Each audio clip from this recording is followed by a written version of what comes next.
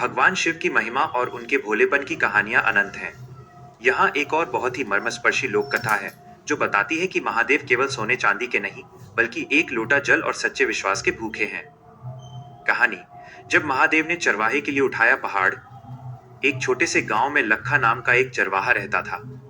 वो पढ़ा लिखा नहीं था, लेकिन रोज सुबह जंगल में गायें चराते समय एक पुराने शिवलिंग पर अपनी लाठी टेक कर बैठ जाता और शिव जी से बातें करता। चरवाहे का भोलापन।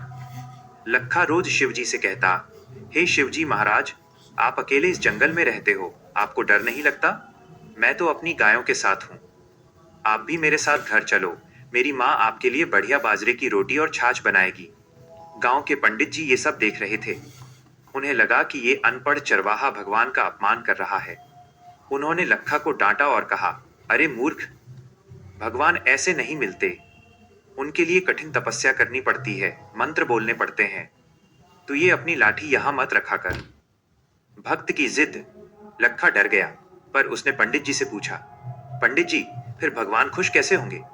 पंडित जी ने मजाक में कह दिया, अगर तू इस पहाड़ को हिला दे तो समझ लेना भगवान खुश हो गए। भोले लखा ने इसे सच मान लिया। उसने अपनी लाठी छोड़ी और पहाड़ को धक्का देने लगा। वह दिन रात भूखा प्यासा पहाड़ को धक्का देता रहा।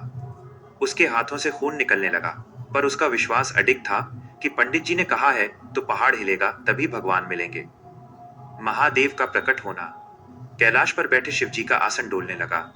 माता पार्वती ने पूछा, स्वामी, ये क्या हो रहा है? शिवजी मुस्कुराए और बोले, देवी, मेरा एक भक्त मुझे पाने के लिए पहाड़ से लड़ रहा है। उसका मंत्र मेहनत है और उसकी पूजा जिद है। जैसे ही लखा थक कर गिरने वाला था, तभी एक चमत्कार हुआ। वो विशाल पहाड़ अपनी जगह से थोड़ा पीछे खिसक गया और वहां से साक्षात महादेव प्रकट हुए। शिवजी ने लखा को गले लगा लिया। लखा रोते हुए बोला, महाराज, आप मिल गए। देखिए, पंडित जी ने कहा था पहाड़ हिलेगा तभी आप आओगे। शिवजी हंसे और बोले, पगले, पहाड़ तो मेरी मर्जी से हिलता है, पर मैं तेरी उस लाठी और सादगी की वजह से यहाँ आया हूँ। इस कहानी की सीख। ईश्वर को पाने के लिए पांडित्य या ज्ञान से ज्यादा सरलता और अटूट विश्वास की आवश्यकता होती है। जो भगवान को अपना मित्र मानकर पुकारता है, भगवान उसके लिए पहाड़ भी हटा देते हैं